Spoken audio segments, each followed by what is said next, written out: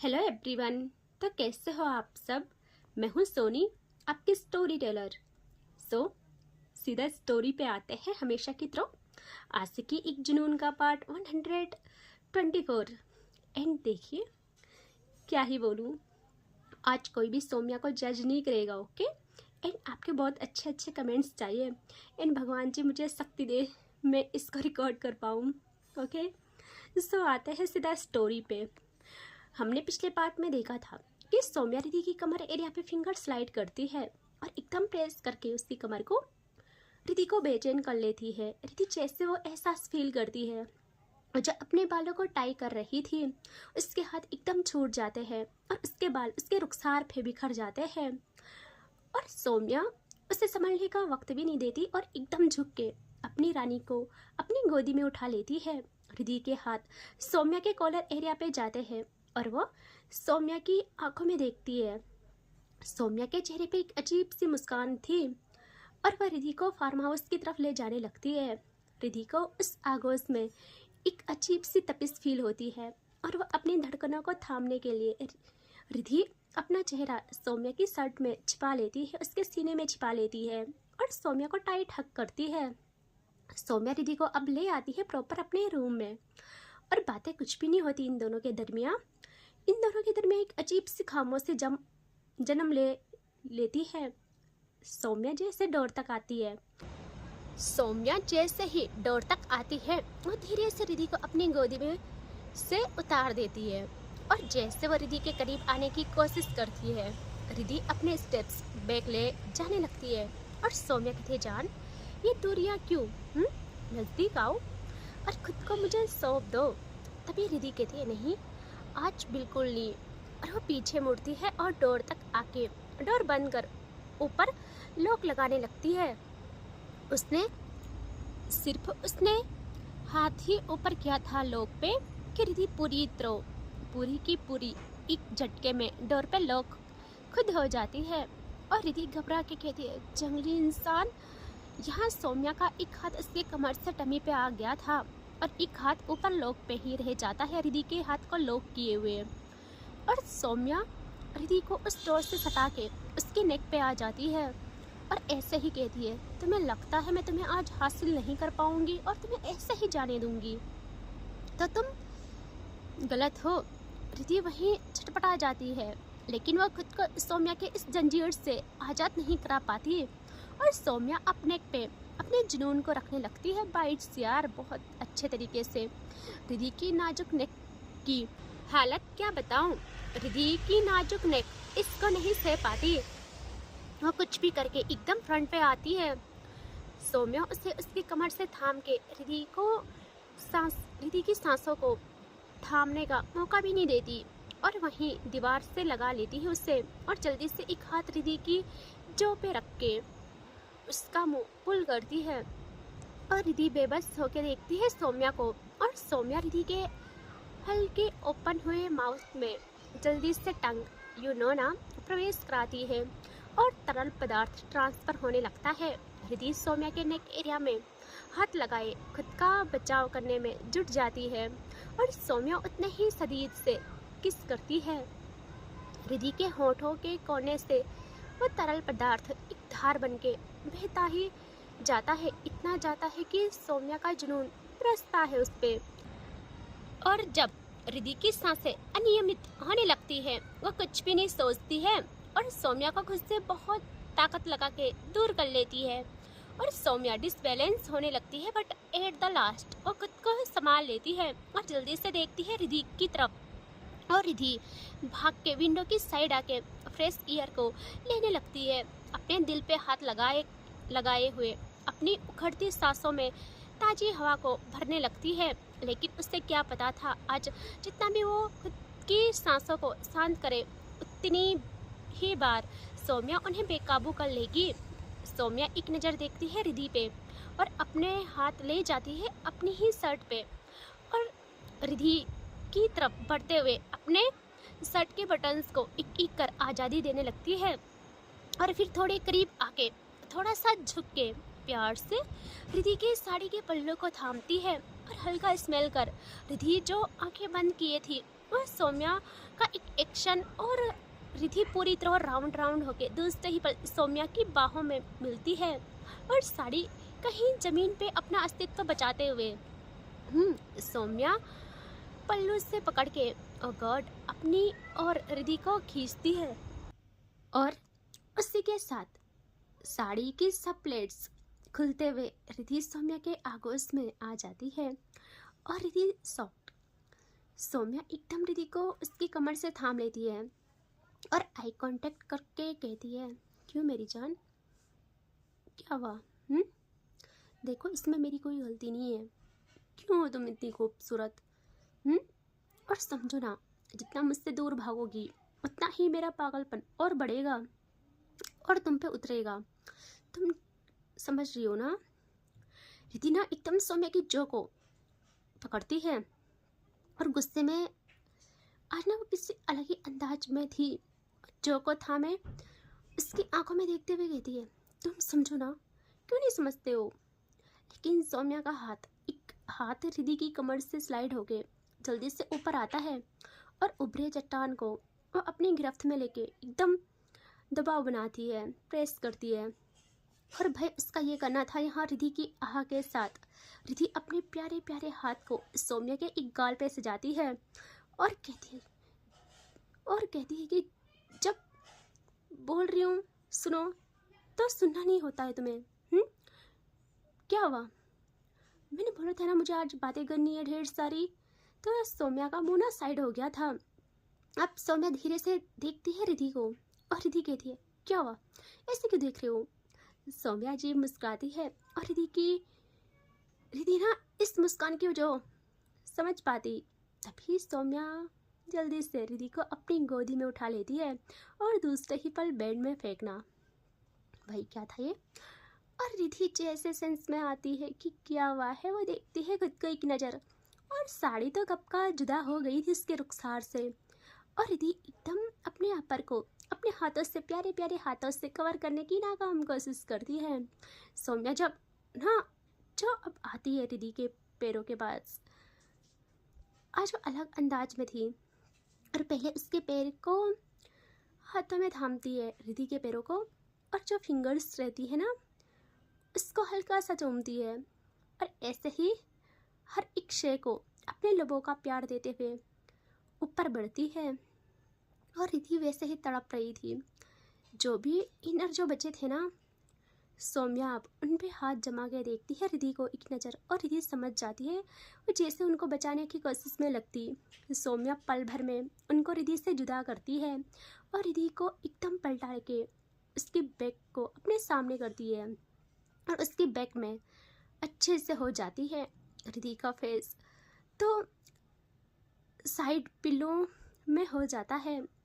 सौम्या का एक हाथ रिधि के बैक को एक्सप्लोर करते हुए धीरे से रिधि के बालों में आता है और वो उनको अपने बस में करती है और रिधि का हेड एकदम अपनी ओर हल्का पुल करती है जिससे रिधि की आंखें बंद हो जाती है और उसका हाथ अपने बालों पे सौम्या के हाथ पे चला जाता है क्योंकि उसके बालों पे ना दर्द हो रहा था और उसका फेस पिलो से हल्का ऊपर उठ जाता है। सौम्या रिधि का हाले दिल देख के कहती है, जान, जो थप्पड़ आपने मुझे अभी मारा है ना, हाय, अभी तो मैं और डिज़र्व करूँगी, ओके? और इस थप्पड़ का बदला तो अच्छे से लूँगी।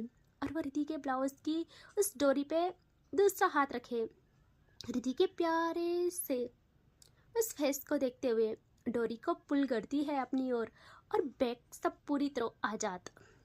सौम्या अब वक्त नहीं गंवाती और अपनी नज़रों से ही हुस्न का पानी गटकने लगती है और अपना एक हाथ बालों में सजाए रिधि के उसके मखमली बालों में सजाए, दूसरे से उसकी जो को थामती है और रिधि की नेक हल्की पीछे होती है और सौम्या थोड़ा सा झुक के, थोड़ा क्या यार, अच्छे तरीके से झुक के जो किसी स्टार्ट करती है। क्या ही बोलूँ, ऐसे ही वो खुद को रिधि पे रब, यू नो ना, समझदार हो सब, वो कर रही थी। रिधि चाह के भी कुछ नहीं कर पाती, इतनी प्यारी थी वो। और जब सौम्या देखती है रिधि की आंख बंद हो रही है, सौम्या जल्दी से हट जाती है रिधि में से। बहुत टाइम के बाद बताइए, ब्रेक करके किस को ब्रेक करके वो जल्दी से रिधि में से हट जाती है। और रिधि की मासूमियत देखिए, वो अपनी सांसों के लेवल को लेवल पे लाने लगती है। काफ़ी टाइम बाद उसकी सांसें रिधिम पकड़ती है तो वो धीरे से आंखें खोलती है और उससे सौम्या का बिल्कुल एहसास नहीं होता कि वो कहाँ चली गई। और हमारी सौम्या को दिखाते हैं जो कबर्ड की ओर आती है। अब सब समझ गए होंगे क्यों आई थी वो वहाँ। और रिधि जैसे सौम्या को देखने के लिए होती है कि कहाँ है सौम्या, तो सौम्या के हाथ एकदम रिधि के पैरों के पास आते हैं और वो रिधि को एक झटके में सीधा करती है। और रिधि बेचारी अभी भी कुछ नहीं समझ पाई थी कि उसके साथ क्या है। और सौम्या एकदम रिधि के पैरों में सर रखती है। हाय, उसके प्यार की शिद्दत थी ये। कुछ पल ठहर जाती है उसके पैरों को अपने माथे से लगाए और फिर उसके पैर वाइट, भाई देख रहे हो, जुदा करती है एक दूसरे से, समझ रहे हो ना। रिधि को एहसास होता है कि सौम्या ग्राउंड फ्लोर को निहार रही है और वो हल्का सर उठा के सौम्या को देखने लगती है। सौम्या रिधि के पैरों को थामे अप्सरा को सजदा करती है। पहले हल्का चूमना, ओके। रिधि की आइज क्लोज हो जाती है और फिर वो रिधि को शांत करने के लिए, ताकि रिधि रिलैक्स रहे, उसे अच्छा लगे, तो सौम्या टंग का जादू बिखेरती है। सी यूज हर टंग, उसके लिए रास्ता बनाने में लगती है ताकि वो मंजिल तक पहुंच सके। और रास्ता बनाने में अगर रिधि कांप जाए तो सौम्या थोड़ा सा रुक के अगेन टंग को मंजिल तक पहुंचाती है। रिधि भी यार कौन ही इस एहसास से पागल ना बनता। वो खुद के कंपन को चाह के भी नहीं छिपा पाती, ना ही अपने मुख से मधुर ध्वनियों को। और उसके दोनों हाथ पिलो को सहारा बनाते हैं। और लगभग 10 बज रहे थे, तभी देखो क्या होता है कि रिधि का फ़ोन होता है रिंग। देख रहे हो इस सिचुएशन में यार। और रिधि की आंखें एकदम खुल जाती है और वो सौम्या को देखती है जो अपने काम को बड़े शिद्दत से कर रही थी उसके लिए, और कुछ भी मैटर नहीं करता था इस वक्त। रिधि फिर भी धीरे से सौम्या के बालों में अपना एक हाथ पिलो से हटा के ले जाती है उसके हेड पे, और उसके बाल हल्का सा पकड़ के कहती है फ़ोन देखो कि किसका है। बट सौम्या कोई आंसर ही नहीं करती और रिधि भी अगेन आंखें बंद कर सौम्या के बालों को सहारा बनाती है। और पता, कॉल्स लगातार आ रही थी, लगातार यार। रिधि की आंखें अगेन खुलती है और वो घबरा जाती है कि इतनी कॉल्स। वो धीरे से अपने बगल देखती है और वहाँ फ़ोन था तो उसमें कॉल आ रही थी तनु की। यार एक ये तनु तो, और क्या ही करे, उससे कुछ समझ नहीं आता। वो कहती है कि ये तनु भी ना, रहने दो, कैसे मैं फ़ोन उठाऊं, एक तो ये इंसान। और सौम्या एकदम अपनी मंजिल को पा लेती है, उसकी टंग अपनी मंजिल तक चली जाती है और रिधि उसके हाथ कांप जाते हैं। और जब फ़ोन कॉल अभी भी लगातार आती रहती है तो रिधि को ना टेंशन होती है कि यार कुछ हुआ होगा क्या, तनु कभी ऐसा नहीं करती। तो वो सौम्या के हेड से हाथ हटा के फ़ोन की तरफ हाथ बढ़ाती है और पता कुछ टाइम के बाद फ़ोन हाथों में ले लेती है। सौम्या को एक नज़र देख के कहती है कि इंसानों की तरफ बिहेव करना, समझे, कॉल है तनु की। और रिधि कांपते हाथों से फ़ोन उठा लेती है और रिधि ने हेलो बोला था बस बड़ी मुश्किल से। तो तनु कहती है एक सांस में कि रिधि कहाँ है यार तू, कितनी कॉल्स की मैंने। आई नो वहाँ गए हो, लेकिन आज तो रेस्ट टाइम है ना, कल से जन्नत के दर्शन करोगे, आज ही तो पहुँचे हो इसीलिए कॉल की, वरना मैं डिस्टर्ब नहीं करती। रिधि मन में ही कहती है कि कहाँ का रेस्ट टाइम। और सौम्या का एक बाइट उसी पल, और रिधि एकदम अपने मुंह पे दूसरा हाथ रखती है अपना, ताकि तनु को कुछ भी फील ना हो।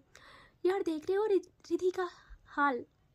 और फिर तनु कहती है यार बोलना कुछ, बहुत इंपॉर्टेंट बात करनी है तुझसे, तुम्हें पता है हम तुम्हें एक सरप्राइज़ देने वाले हैं। देखो सरप्राइज़ तो बिन बता ही देते हैं, सिया ने कहा था पहले मैं तुम लोगों को कुछ भी डिस्टर्ब ना करूं, लेकिन तुझे पता है ना तेरे से बिन बताए मुझसे रहा नहीं जाता। पता भी है सुबह से कैसे कैसे मैंने खुद को रोका है, और अभी सिया बाहर है, रूम में नहीं है, तो मुझे मौका मिला है, प्लीज़ बोलना कुछ। तनु तो एक सांस में बेवकूफ़ बोले जा रही थी और रिधि क्या करे, उससे कुछ समझ नहीं आता। और यहाँ सौम्या रुकने का नाम नहीं ले रही थी। रिधि थोड़ा सा अपने मुंह से हाथ हटा के कहती है तनु हम बाद में बात करते हैं, ओके प्लीज़।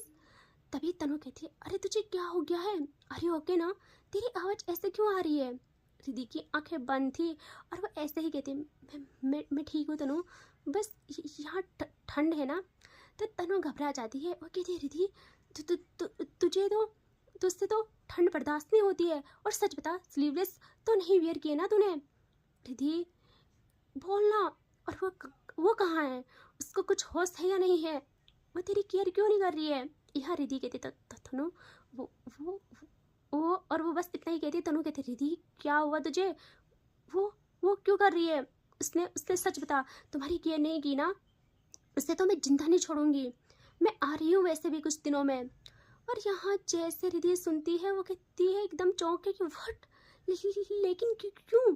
और तभी सौम्या अगेन एक बाइट करती है, और रिद्धि का हाल यार, वो ना दर्द बयां कर सकती थी ना संभाल सकती थी खुद को। और उसके एक हाथ में फ़ोन, एक हाथ से वो जल्दी से सौम्या के हेड पे उसके बालों को पकड़ के उसे हटाने को होती है कि सौम्या यार इतनी कैसे सुधर जाती। वो एकदम सर उठा लेती है, हट जाती है, भाई कैसे। और रिद्धि की जान में जान आती है, रिद्धि पूरी ढह जाती है। उसको लगता है कॉल है, तो सौम्या सोचती होगी कि पहले बात कर ले रिद्धि, फिर कुछ होगा। और रिद्धि आंखें क्लोज किए थी, और तनु रिद्धि को बातें बताने लगती है कि उन्होंने प्लान किया है और जल्दी आएंगे 1-2 दिनों में। यहाँ सौम्या ने जैसे सर उठाया था, वह एक नज़र देखती है अपनी जान रिद्धि को, और फिर थोड़ा सा नज़रें ले जाती है अप्सरा पे। थोड़ा सा क्या यार, अप्सरा पे नज़रें गड़ाए मुस्कुराती है, और अपने हाथ को अपने मुंह के करीब ले आके उसमें तरल पदार्थ उड़ेलती है, और फिर रिद्धि को देख के अप्लाई करती है। और जो है ना, समझ लो यार, मैं नहीं बता सकती कवर्ड, बस इतना बोलूँगी। और रिद्धि बेचारी की आंखें बंद, उससे कुछ पता ही नहीं। और सौम्या वो तरल पदार्थ अप्लाई करती है रिद्धि पे नहीं, हाँ खुद के उस पर। और सौम्या अच्छे से थोड़ा सा खुद को सेट करती है, और रिद्धि को जैसे फील होता है वो फ़ोन को कान से थोड़ा सा दूर करके धीरे से आंखें ओपन कर देखती है सौम्या को। और सौम्या एकदम प्रॉपर आके जस्ट इन, और उसका ये था कि यहाँ रिद्धि के हाथों से फ़ोन गिर जाता है, और उसकी आवाज़ ऐसी कि पूरे रूम को महका जाती है। और तनु फ़ोन पे सॉफ्ट, वो घबरा जाती है, वो बहुत डर जाती है। और देखिए अभी मंजिल अच्छे से नहीं प्राप्त की थी सौम्या ने, बस इतू सहा, और इसी में रिद्धि का ये हाल था। तो जरा सोचो, यहाँ रिद्धि के हाथ जल्दी से सौम्या के कमर एरिया में आते हैं, और वो सौम्या को खुद से दूर करते हुए सौम्या को कहती है कि तुम ऐसा तुम, और वो बस इतना ही कहती है। यहाँ सौम्या एकदम रिद्धि के दोनों हाथों को लेके ऊपर टाई करती है, और एक हाथ से वो हाथ टाई करती है, और अच्छे से दूसरे हाथ से एक साइड दबाव बनाती है, ओके ऊपर के साइड, हाँ। और दूसरी साइड से ग्रहण करते हुए मुंह से अपने कार्य को अंजाम देती है। साथ ही मंजिल तक जाने के लिए धीरे धीरे अपनी गति को बढ़ाती है। यार रिद्धि की आवाज़ें, ओ गॉड क्या बताऊं। और यहाँ तनु कहती है, रिद्धि रिद्धि क्या हुआ, तुम ऐसे क्यों बोली, क्या हुआ, तुम्हें क्या हुआ। तभी सौम्या की गति धीरे धीरे बढ़ती है, और वैसे ही रिद्धि तड़प जाती है, और सौम्या दबाव और तेज करती है। और रिद्धि ना जाने कैसे खुद को संभाल के कहती है, बेहया इंसान, तुमको जरा सा भी सेंस है, तुम कैसे हो। मैंने तुम्हें बोला था ना, हम यहाँ कश्मीर एंजॉय करने आए हैं वेकेशन को, और तुम यहाँ। सौम्या रिद्धि की बात पे थोड़ा सा मुंह हटा के कहती है, बेबी प्लीज़ ना, थोड़ा सा सहल जाओ। रिद्धि कहती है, बकवास बंद करो अपनी, मैंने पहले ही कहा था हम कश्मीर एंजॉय करेंगे, लेकिन तुम खुद को क्या ही बोलूँ, खुद तो तुम मस्त रहोगे, लेकिन मुझे चलने के लिए भी नहीं छोड़ोगे। कतई बेशरम इंसान हो तुम, कितना भी बोलूँ मैं, कैसे भी बोलूँ, करते तुम अपने मन की हो। अगर मुझे पहले से पता होता तो ना मैं तुम्हारा गला दबा देती, तो मैं तुम्हारी ट्रिप ही सक्सेस नहीं होने देती। यहाँ सौम्या एकदम रिद्धि की जो पे हाथ रख के, भाई आंखों में आग लिए रिद्धि का मुंह पुल करके एकदम हार्ड धक्का, भाई एकदम हार्ड करती है। और भाई रिद्धि की आंखों के कोने से मोतियों की धार बहती है, और सौम्या कहती है, आई प्रॉमिस आपको अच्छा लगेगा, और जितनी तुम्हारी जबान चल रही है ना, मैं उतना ही। और वह रिधि को इतना सताती है कि यहाँ तनु अभी भी कॉल पे थी और तनु इतनी भी बेवकूफ़ नहीं थी, वो गौर से सुनती है और उसे सब समझ आता है। और वो इतनी हरामी वो कहती है कि ओह, मैं कैसे भूल सकती हूँ रिधि का मांग का सिंदूर कैसा है। बट रिधि, ओ गॉड, और उसके चेहरे पे प्यारी स्माइल आती है और वह कहती है इंजॉय दीदी, और वो बस फ़ोन काटती है। पता नहीं अचानक उसे न जाने क्या होता है, वो क्या सोचती है और कहती अरे नहीं तनु, तो इतनी भी शरीफ नहीं है। और वो अच्छे से बेड में बैठ के फ़ोन को सुनने लगती है, देख रहे हो। और वैसे ही उसके चेहरे की स्माइल कम होने का नाम नहीं ले रही थी और इतना भी भूल जाती है कि उसे उसकी सिया डोर पे खड़े हुए हाथ बांधे देखे जा रही है। देखिए क्या यार, घूरे जा रही है। सिया को अजीब लगता है कि किसके साथ ये कॉल पे रह के ऐसे मुस्कुरा रही है, वो भी इस वक्त, और मैं उस टाइम से यहाँ हूँ, इसे दिखाई क्यों नहीं दिया। और वो धीरे से आती है तनु के पास। तनु को अभी भी पता नहीं कि उसके बगल सिया आ गई है। सिया को बहुत गुस्सा आता है, जब उसके बर्दाश्त के बाहर होता है। वो तनु को संभलने का वक्त भी नहीं देती और एकदम उसके कान से फ़ोन ले लेती है, छीन लेती है। और तनु अब जाके सेंस में आती है, वो घबरा के देखती है सिया को और कहती जान आप कब आए, फ़ोन दे दो। सिया कहती कौन है फ़ोन पे, जो आप उस वक्त से ऐसे मूर्ति बने मुस्कुरा रहे हो, किस लड़की से बात कर रहे हो। सिया कहती जान कोई भी नहीं है, मेरी इतनी हिम्मत मैं आपके अलावा किसी के बारे में सोचूं भी। बिया गुड गर्ल, फ़ोन दे दो। और वह सिया से फ़ोन लेती। सिया एकदम हाथ आगे करके कहती मेरी कसम आपको एक भी कदम आगे बढ़ाया तो। और तनु क्या करती, तनु एकदम अपने सर पे हाथ मारती है और कहती है हे भगवान, किस दुविधा में फंसा दिया है तुमने इस लड़की का। क्या करूँ, अगर इसने सुन लिया तो ये मुझे कैसा समझेगी कि मैं कैसी हूँ जो ये सब सुन रही हूँ। और सिया देखती है फ़ोन को, वह रिधि दूसरे नंबर यूज़ कर रही थी जिसे सेव नहीं किया था। और सिया मत कर यार मत कर, वो एकदम करती है फ़ोन को लाउड स्पीकर पे और जैसे हैंड फ्री करती है वैसे ही वहाँ से रिधि की आवाज़ जाती है बहुत तेज और सिया के हाथ कांप जाते हैं और वो सेम रिधि के साथ ही चिल्ला के एकदम फ़ोन फेंक देती है और देखती है गुस्से में तनु को। और तनु जोरों से आंखें बंद कर लेती है और बदकिस्मती से फ़ोन ना जैसे सिया के हाथ से गिरा था वो चला जाता है नीचे, बैठ के नीचे चला जाता है। और प्लस लाउड स्पीकर ऑन। भाई देख रहे हो वहाँ से रिधि की आवाज़ें। ओह गॉड, सिया जल्दी से कानों पे हाथ लगा लेती है और तनु धीरे से आंखें खोल के देखती है सिया को। ओ भाई ये क्या था। हाँ, यहाँ आते हैं हम लव वर्ड्स पे। सौम्या रिधि के टाई किए हुए हाथ को छोड़ देती है और दोनों हाथ रिधि के अगल बगल सेट करके अपने रिधि की आंखों में देखते हुए खुद को पुश करती है। और रिधि कहती है इनफ इज़ इनफ, मैं तुम्हें। सौम्या कहती है चलो जान, कॉल मी डैडी। रिधि कहती है what are you mad. Saumya कहती है कि yes, be a good girl, call me daddy. Ridhi कहती है अगर मैं ना बोलूँ तो। और उसका मना करना था कि सौम्या एक बार ऐसे ही इंडर। ओ भाई, रिधि का हाथ दूसरे ही बल सौम्या के गाल पे इतनी तेज लगता है कि रिधि के गोरे गोरे हाथों की छाप सौम्या के गाल पे बन जाती है और सौम्या इस चीज़ से मुस्कुराती है।